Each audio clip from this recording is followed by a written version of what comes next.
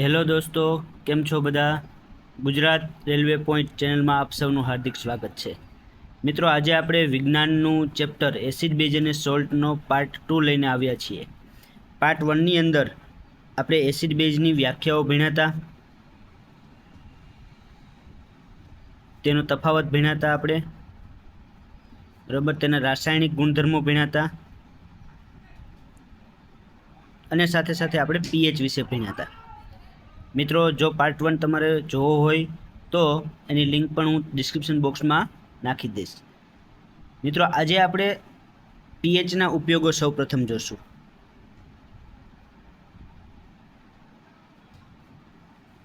આપણે જાણીએ છીએ કે પીએચ એ એસિડ અને બેઝની પ્રબળતા નક્કી કરવા માટે વપરાતો માપક્રમ છે. તો પીએચના કિંમતને આધારે આપણે એસિડ કે બેઝની સરખામણી કરી શકીએ છીએ કે કયો એસિડ કે બેઝ પ્રબળ છે, નિર્બળ છે, એવી બધી બાબતો આપણે આગલા લેક્ચરમાં ચર્ચા કરી હતી. મિત્રો, માનવ શરીરમાં પહેલો મુદ્દો છે આપણો, માનવ શરીરમાં પીએચનું મહત્ત્વ શું છે? તો આપણી જે જૈવિક ક્રિયાઓ છે, શરીરમાં થતી જૈવિક ક્રિયાઓ, આ બધી ક્રિયાઓ માટે પીએચનો ગાળો હોય છે 7.0 થી 7.8 પીએચ મર્યાદા. જો અહીંયા હું બહુ લાંબી વાતો નહીં કરીએ, પણ જે મેઇન મુદ્દાઓ જ્યાંથી પ્રશ્ન પૂછાય છે તેને આપણે હાઇલાઇટ કરવાનો પ્રયત્ન કરશું. પછી બીજો પીએચનો ઉપયોગ છે મિત્રો એસિડ વર્ષા. જે વરસાદ થાય એ વર્ષા એસિડ વર્ષા છે કે નહીં તે કેવી રીતે નક્કી થાય? તો જે વરસાદની પીએચ 5.5 કરતાં ઓછી હોય, કેટલી? 5.5 કરતાં ઓછી હોય, 5.6 કરતાં ઓછી હોય, તેને આપણે કહેશું એસિડ વર્ષા. 5.6 કરતાં જે વરસાદના પાણીની પીએચ વધારે હોય ને, તો તેને આપણે એસિડ વર્ષામાં સમાવેશ કરતા નથી. તો આ પણ બેઠે બેઠો ક્વેશ્ચન પૂછી શકાય છે. મિત્રો, વનસ્પતિના વિકાસ માટે જમીનની પીએચ, વનસ્પતિનો તંદુરસ્ત વિકાસ થાય તેના માટે જમીનની પીએચ 5.5 થી 7.5 હોવી જરૂરી છે. જો મિત્રો 5.5 થી ઓછી હોય તો તેને આપણે એસિડિક જમીન કહેશું, અને 7.5 થી વધારે હોય તો એને બેઝિક જમીન કહેશું. હવે એસિડિક જમીન હોય તો એસિડિક જમીનમાં આપણે જાણીએ છીએ કે વનસ્પતિનો વિકાસ સારી રીતે ન થાય, એટલે ખેડૂતો એસિડિક જમીનને તટસ્થ કરવા માટે, ઉપચાર માટે બેઝિક પદાર્થો ઉમેરે છે. CaO એટલે કેલ્શિયમ ઓક્સાઇડ, જેને આપણે લાઇમ કહીએ છીએ, અથવા તો CaOH ટ્વાઇસ, જેને આપણે લાઇમ વોટર કહીએ છીએ,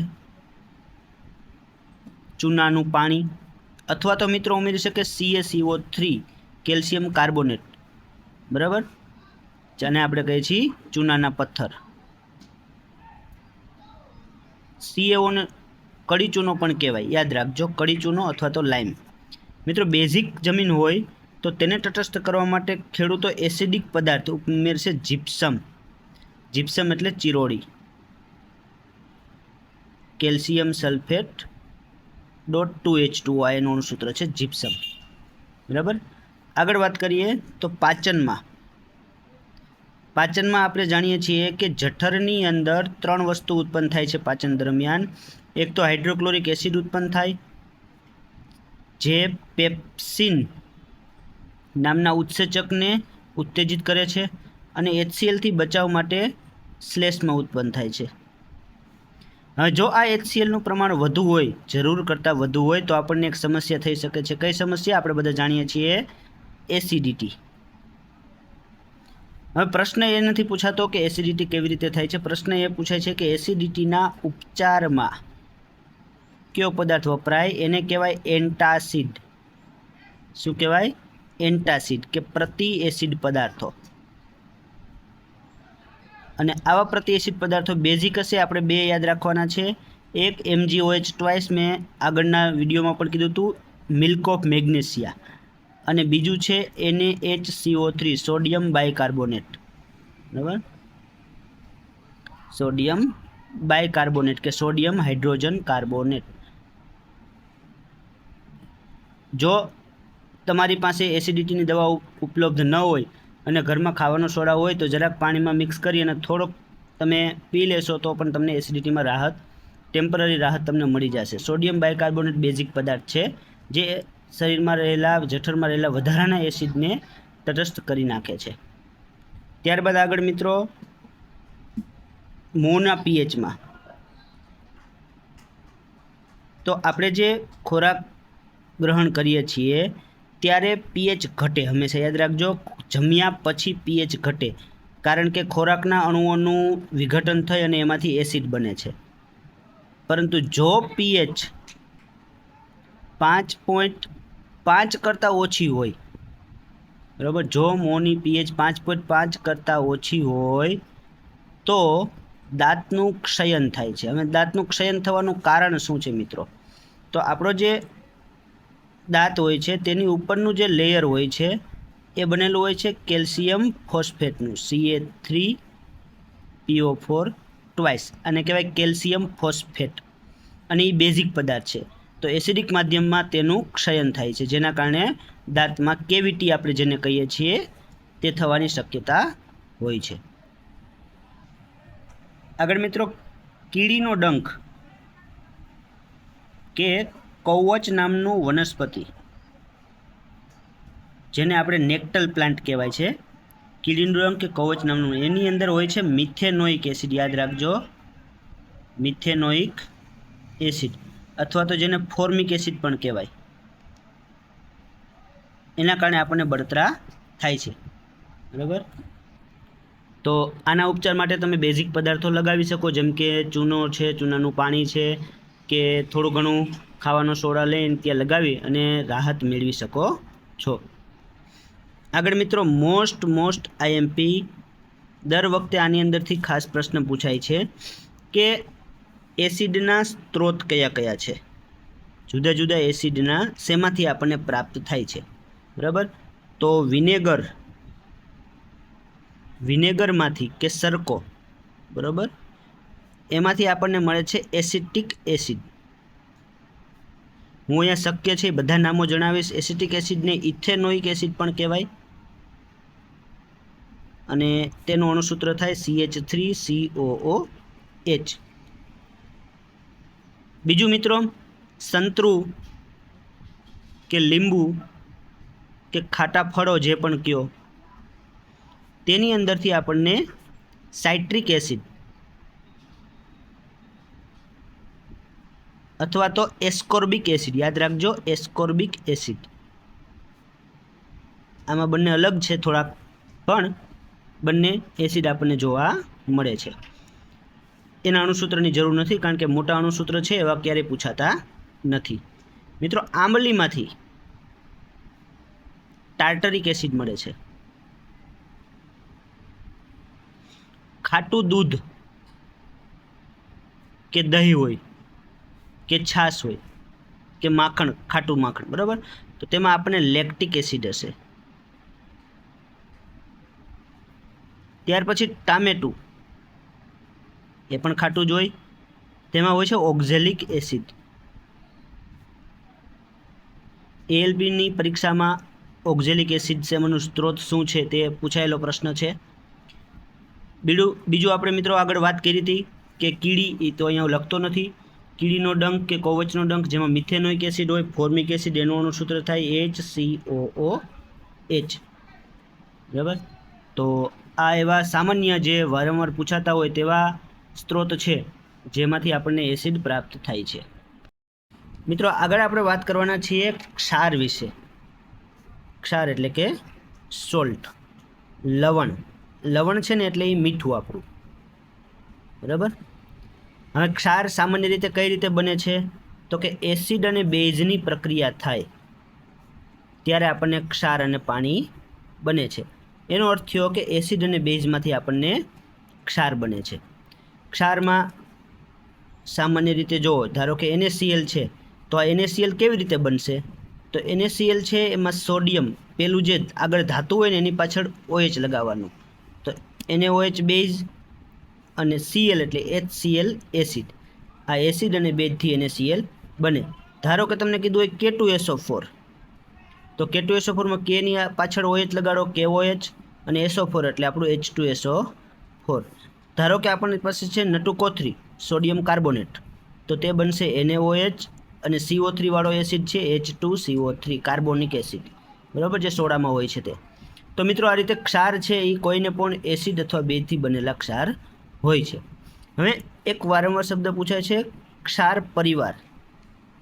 તો ધારો કે મારે સોડિયમનો ક્ષાર પરિવાર જોતો હોય, તો સોડિયમનો ક્ષાર પરિવાર એટલે જેમાં સોડિયમ આવતો હોય, NaCl હોય, Na2SO4 હોય, બરાબર, પછી ધારો કે NaCN છે, જેમાં પણ સોડિયમ આવતો હોય છે તે આપણો શું થશે? સોડિયમનો ક્ષાર પરિવાર.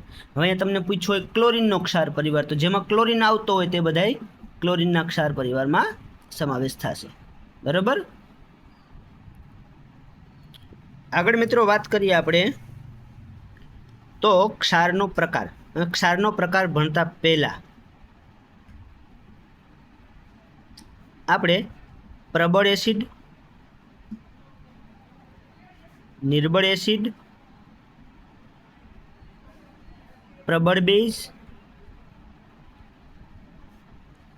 અને નિર્બળ બેઝ આના ઉદાહરણ થોડાક સમજવાના છે, જેથી કરીને આપણને ક્ષારનો પ્રકાર સરળતાથી સમજાઈ જાય. મિત્રો પ્રબળ એસિડ કોને કહેવાય? તો કે જેનું સંપૂર્ણ વિયોજન થાય. યાદ રાખજો, સંપૂર્ણ વિયોજન થાય. જ્યારે નિર્બળ એસિડ એટલે આંશિક વિયોજન થાય તેને નિર્બળ એસિડ કહેવાય. મિત્રો એવી જ રીતે પ્રબળ બેઝ અને નિર્બળ બેઝની વ્યાખ્યા આપણે સમજી શકીએ કે જે બેઝનું સંપૂર્ણ વિયોજન થતું હશે, છૂટા પડતા હોય, પાણીમાં નાખો એટલે સંપૂર્ણ આયનો છૂટા પડી જાય એને પ્રબળ કહેવાય, બરાબર. આયનીકરણ પૂર્ણ થતું હોય તે પ્રબળ એસિડની અંદર આપણે ઉદાહરણ યાદ રાખવાના છે HCl, HNO3, H2SO4, બરાબર, HClO4, HBr, HI. આ આપણા પ્રબળ એસિડ છે.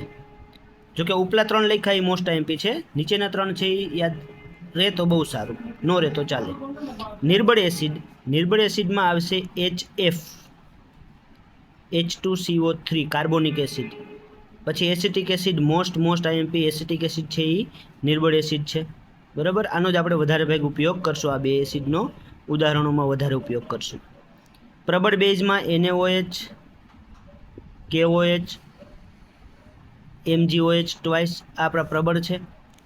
નિર્બળમાં ZnOH twice, CuOH twice, AlOH thrice આ નિર્બળ બેઝ છે, બરાબર. તો આના ઉપરથી આપણે ક્ષારનો પ્રકાર લખવામાં મજા આવશે, સરળતાથી સમજાઈ જશે. હવે ક્ષારના મુખ્ય 3 પ્રકાર છે. એક છે એસિડિક ક્ષાર,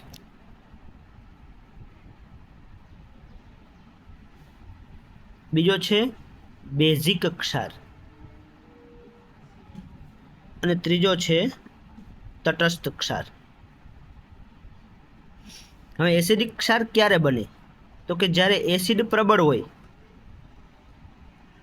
અને બેઝ નિર્બળ હોય, બરાબર. આ બંનેમાંથી કયો પ્રબળ છે? તો કે એસિડ પ્રબળ છે, માટે ક્ષાર છે એ આપણો એસિડિક બનશે. દાખલા તરીકે NH4Cl. હવે NH4Cl છે એ એમોનિયા અને HCl નો બને, તો એમોનિયા નિર્બળ છે, બરાબર, અને HCl જો અહીંયા આપણે નિર્બળમાં એમોનિયા આપણે એડ કરી દઈએ તો એમોનિયા નિર્બળ છે, એમોનિયા હોઈ શકે અથવા તો NH4OH હોઈ શકે, બરાબર. તો આ નિર્બળ બેઝ છે પણ HCl સાંદ્ર છે. તો તમને MCQમાં એમ પૂછાય કે NH4Cl ની pH કેવી હોય? તો મિત્રો એની pH હોય 7 કરતાં ઓછી, કારણ કે તે એસિડિક ક્ષાર છે એટલા માટે. તેવી જ રીતે અન્ય ઉદાહરણ CuSO4 છે, કારણ કે સલ્ફ્યુરિક એસિડ પ્રબળ છે. ZnSO4 છે, સલ્ફ્યુરિક એસિડ પ્રબળ છે, બરાબર. ત્યાર પછી વાત કરીએ બેઝિક ક્ષાર. તો હવે તમને એસિડિક ક્ષાર ઉપરથી ખબર પડી જાય બેઝિક ક્ષાર એટલે પ્રબળ શું હશે? તો કે બેઝ પ્રબળ હશે અને નિર્બળ એસિડ હશે. દાખલા તરીકે આપણે NaOH અને નિર્બળ એસિડ લઈ લઈશ કાર્બોનિક એસિડ. આ બંનેના મદદથી બને નટુકો3 સોડિયમ કાર્બોનેટ નિર્બળ છે, બરાબર.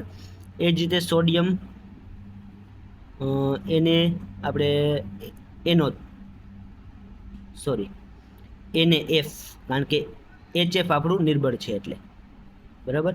તો જેમાં બેઝિક પ્રબળ બેઝ હોય તેવા જે ક્ષાર હશે તે બેઝિક હશે. NaHCO3 આ પણ આપણું બેઝિક ક્ષાર છે. તટસ્થ ક્ષાર, તટસ્થ ક્ષારમાં પ્રબળ એસિડ પ્લસ પ્રબળ બેઝ હોય અથવા નિર્બળ એસિડ પ્લસ નિર્બળ બેઝ હોય તેવા છે એ બધાય પ્રબળ છે. તો હવે આના ઉદાહરણ તમે જાતે લખવાના રહેશે. બરાબર. આગળ આપણે લેક્ચરમાં જોવાના છીએ અગત્યના જે રસાયણો છે તે રસાયણો વિશે આપણે માહિતી લેશું. તો અગત્યના રસાયણો કે ક્ષારો, જેમાં આપણે પહેલું છે આપણું NaOH. NaOH ને કહેવાય કોસ્ટિક સોડા અને એનું રાસાયણિક નામ છે સોડિયમ હાઇડ્રોક્સાઇડ. હવે આની બનાવટ કઈ રીતે થાય? તો આની બનાવટ જે છે તે થાય ક્લોર આલ્કલી પદ્ધતિ. બરાબર, ક્લોર આલ્કલી પદ્ધતિ. ક્લોર આલ્કલી પદ્ધતિમાં મીઠું હોય જે આપણે દરિયાનું પાણી એટલે કે પાણી, મીઠું અને પાણી આ બંનેના મિશ્રણનું વિદ્યુત વિભાજન કરશું. જો આનું રાસાયણિક સમીકરણ પણ ઘણી વખત MCQમાં પૂછાય છે. તો ત્યારે તમને 3 વસ્તુ બને, NaOH બને, H2 બને અને Cl2 બને. જો મિત્રો ક્લોરીન છે એ એનોડ ઉપર મળશે, H2 છે એ કેથોડ ઉપર મળશે. વિદ્યુત વિભાજન હોય એટલે બે આપણે એનોડ ને કેથોડ ઉમેર્યા હોય, બરાબર, બે રોડ આપણે રાખ્યા હોય, ઇલેક્ટ્રોડ જેને કહેવાય. તો એ બે વિદ્યુત ધ્રુવો ઉપર એનોડ અને કેથોડ ઉપર આપણને હાઇડ્રોજન અને ક્લોરીન મળશે, જ્યારે આ NaOH આપણને દ્રાવણમાં મળશે. તો અહીંયા આપણને આ 3 વસ્તુ મળે છે. આ 3 વસ્તુના ઉપયોગો સાથે સાથે જોઈ લઈ, કારણ કે ઉપયોગોમાંથી પ્રશ્ન આવતા હોય છે.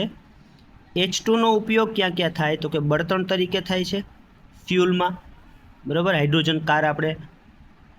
ત્યાર પછી માર્ગેરિનમાં, હવે માર્ગેરિન એટલે વેજીટેબલ ઘી બનાવવા. જે કાર્બનવાળું ચેપ્ટર આપણે ભણશું ત્યારે એના વિશે વાત કરશું, વેજીટેબલ ઘી બનાવવા માટે. અને ખાતર બનાવવા, યુરિયા ખાતરનું અણુસૂત્ર થાય NH2CO NH2, એટલે કે આની અંદર આપણને એમોનિયા વાયુ વધારે વપરાય. અને એમોનિયાની બનાવટ છે એ હેબર પદ્ધતિ દ્વારા કરવામાં આવે હાઇડ્રોજનના ઉપયોગથી. N2 + H2 પ્રક્રિયા કરીને NH3 બને, આને હેબર વિધિ કહેવાય. બરાબર, એમોનિયા વાયુની બનાવટ હેબર વિધિથી થાય. આ પણ થોડુંક વધી જશે, પણ તમે આટલું યાદ રાખજો કે ખાતર યુરિયાનું અણુસૂત્ર યુરિયા એમોનિયા વાયુ વપરાય જેમાં હાઇડ્રોજનનો ઉપયોગ થાય છે. ક્લોરીન વાયુનો ઉપયોગ જળ ઉપચારમાં થાય છે, સ્વિમિંગ પુલમાં ને એમાં બધે. બરાબર. ત્યાર પછી PVC, polyvinyl chloride, full form યાદ રાખજો, પોલીવિનાઇલ ક્લોરાઇડ. PVC પાઇપ જે આવે છે તે MCQમાં પૂછી શકાય છે, પોલીવિનાઇલ ક્લોરાઇડ. ત્યાર પછી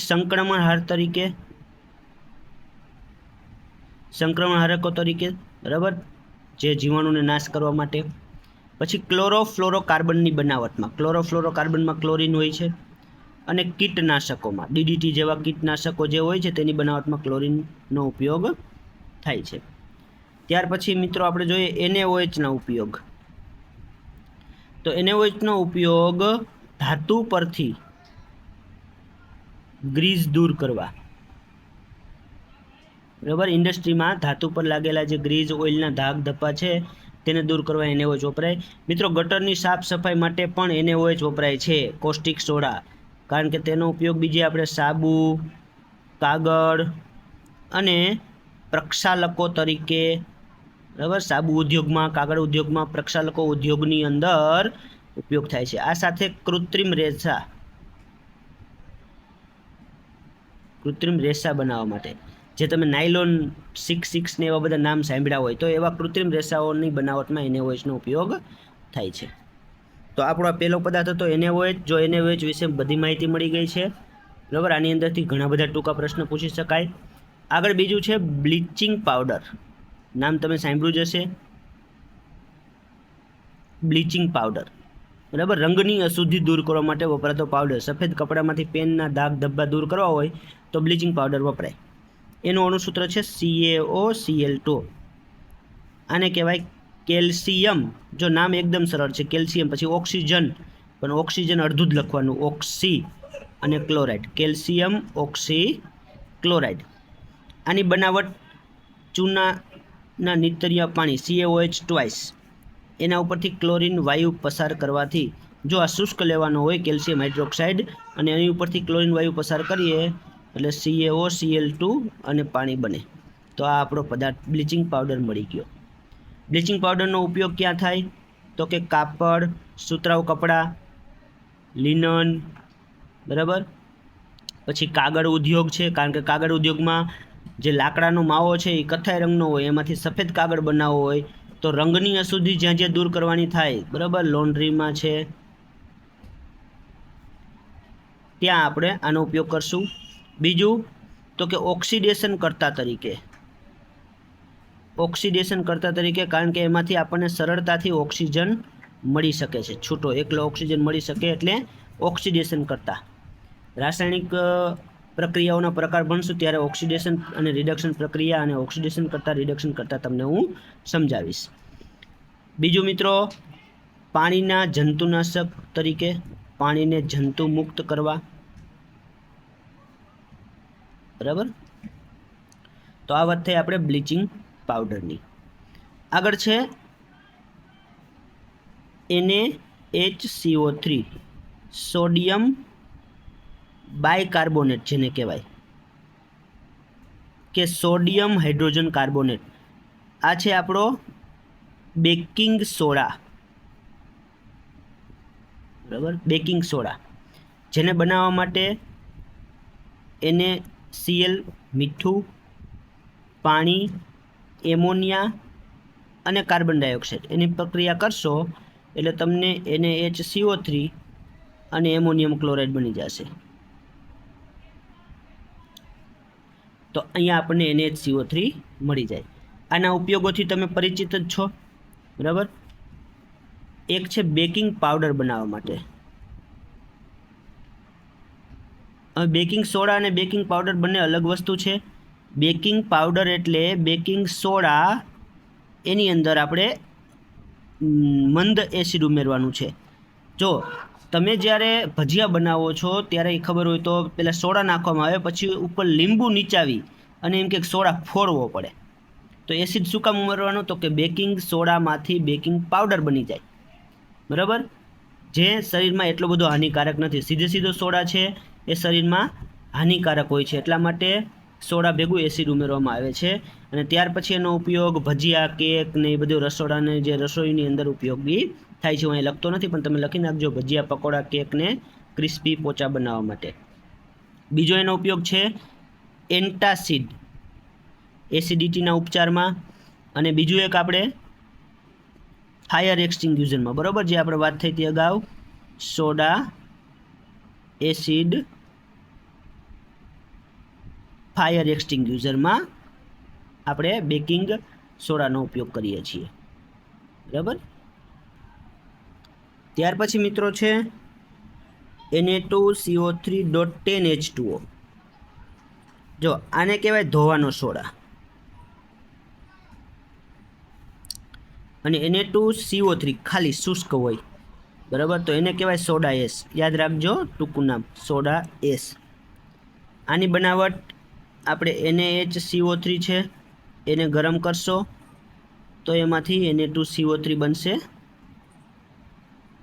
અને આને પછી વારંવાર પુનઃ સ્ફટિકીકરણ પાણીની હાજરીમાં કરશો, પુનઃ સ્ફટિકીકરણ,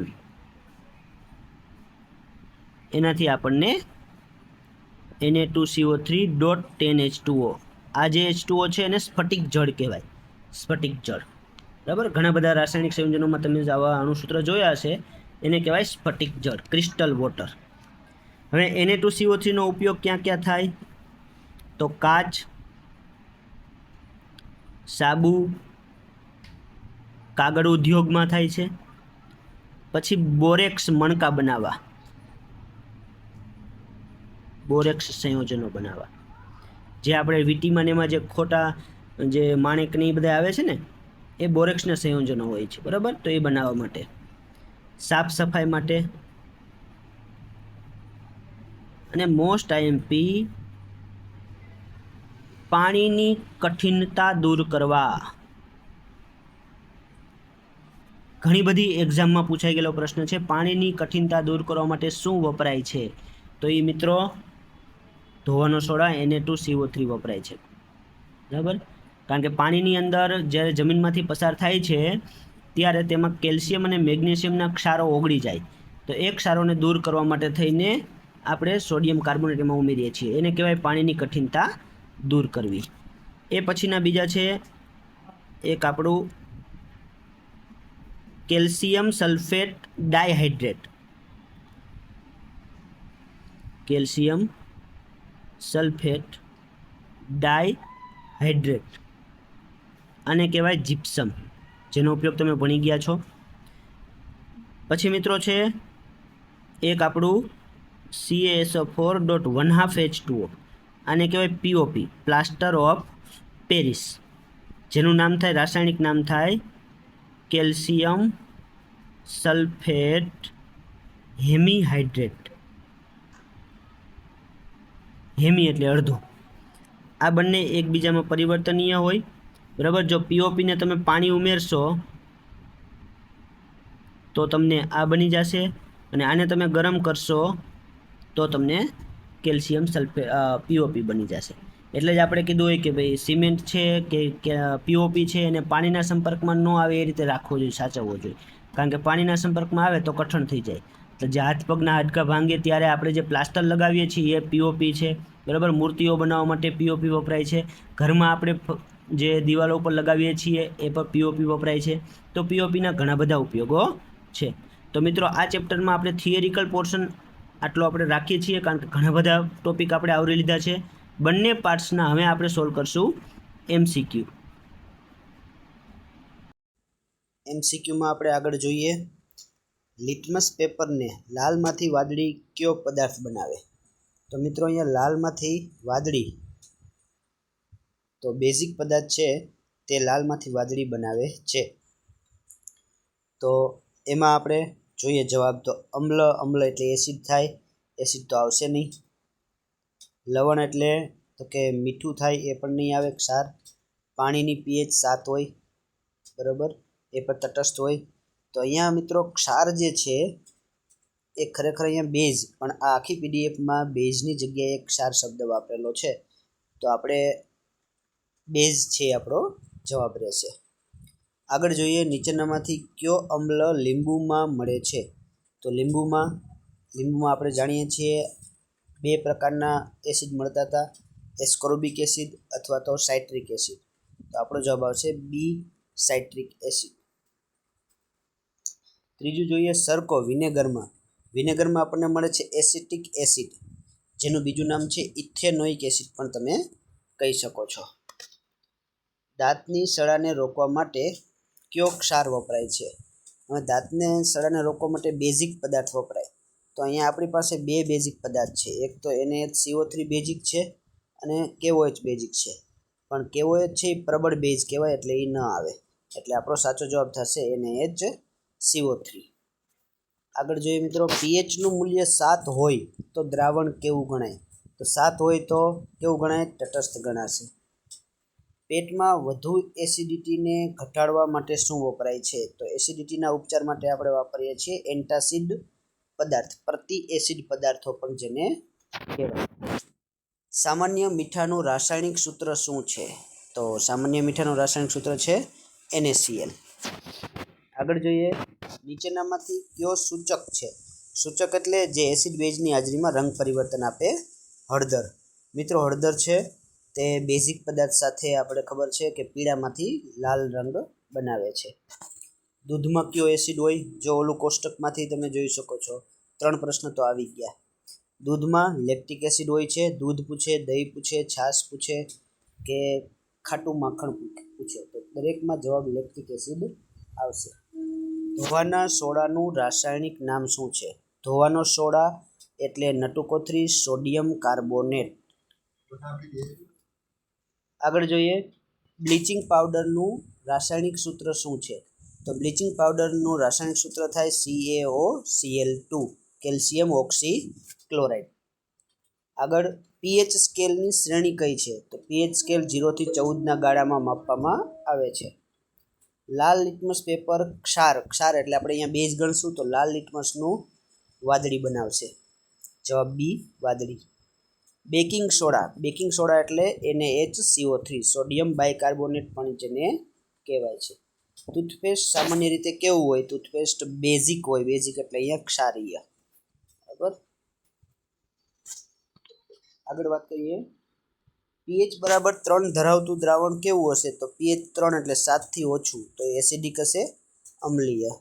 નીચેનામાંથી કયો પ્રાકૃતિક સૂચક નથી? તો લિટમસ પ્રાકૃતિક છે, હળદર પણ પ્રાકૃતિક છે, ચાઇના રોઝ પણ પ્રાકૃતિક છે, મેથિલ ઓરેન્જ નહીં પણ મિથાઇલ ઓરેન્જ છે એ કૃત્રિમ સૂચક છે. એટલે જવાબ આવશે ડી.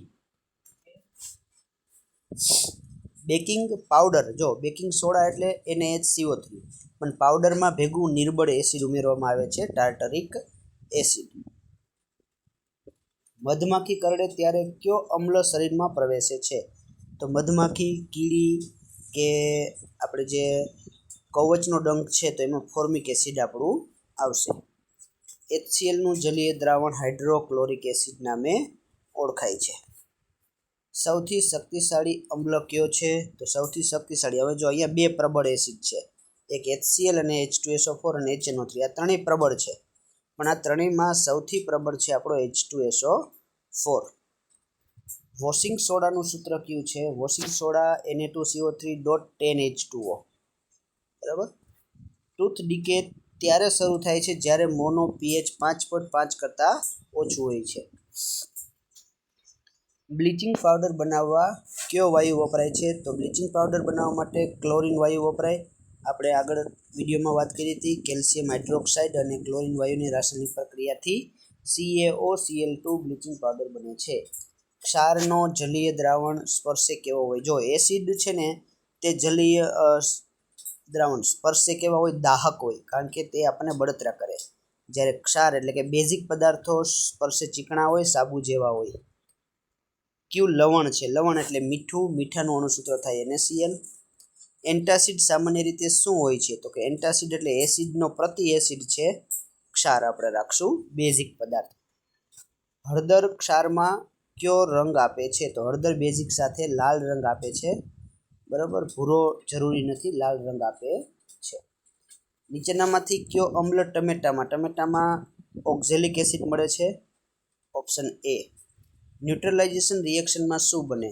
તો એસિડ પ્લસ બેઝ, ક્ષાર પ્લસ પાણી એટલે કે લવણ એટલે મીઠું, ક્ષાર. NaOH નું સામાન્ય સૂત્ર કોસ્ટિક સોડા છે. સામાન્ય નામ, રાસાયણિક નામ સોડિયમ હાઇડ્રોક્સાઇડ છે. એસિડ વરસાદનું મુખ્ય કારણ સલ્ફરના અને નાઇટ્રોજનના ઓક્સાઇડ છે. જે અધાતુના ઓક્સાઇડ છે, આપણે પહેલા ભાગમાં અધાતુના ઓક્સાઇડ એસિડિક હોય તેવી આપણે ચર્ચા કરી હતી. તો અધાતુના ઓક્સાઇડ, હવે જો કાર્બન ડાયોક્સાઇડ O2 H2O આ પણ અધાતુઓ છે, બરાબર, પણ એસિડ વરસાદમાં જે H2SO4 અને HNO3 બને છે તે મુખ્ય પેટ્રોલને ઇન્ડસ્ટ્રીમાંથી નીકળતા ધુમાડામાં SO2 અને NO2 હોય છે, તેમાંથી આપણને મળતા હોય છે. લાઇમ વોટરનું સૂત્ર શું છે? તો લાઇમ વોટર CaOH ટ્વાઇસ. કયો સ્ટ્રોંગ બેઝ છે? તો સ્ટ્રોંગ બેઝ આપણો સૌથી સ્ટ્રોંગ NaOH. બરાબર, NaOH KOH સ્ટ્રોંગ બેઝમાં આવે. પીએચ સ્કેલમાં સૌથી વધુ ક્ષારીય દ્રાવણનું પીએચ કેટલું હોય? તો કે 14 હોય. ક્ષારીય એટલે કે બેઝિક. તો આપણે અંદાજે 35 જેવા MCQ સોલ્વ કર્યા છે. વધારેમાં વધારે MCQની પ્રેક્ટિસથી આપણી ઝડપ વધારી શકાય છે. તો મિત્રો, આવી જ રીતે આપણી ચેનલને વધારેમાં વધારે ગુજરાતના યુવા યુવતી સુધી, ભાઈઓ બહેનો સુધી પહોંચાડો. સાથે સાથે જો તમને વિડીયો ગમે તો લાઈક કરો અને હવે તમારે કયા ચેપ્ટરના વિડીયોની વધારે જરૂર છે તો તે ચેપ્ટરનું નામ કોમેન્ટ કરી મને જણાવજો અને વધુમાં વધુ શેર કરો, જેથી વધારેમાં વધારે ભાઈઓ બહેનોને આપણે આ ગુજરાતીમાં તૈયારીનો લાભ મળી શકે. Thank you very much.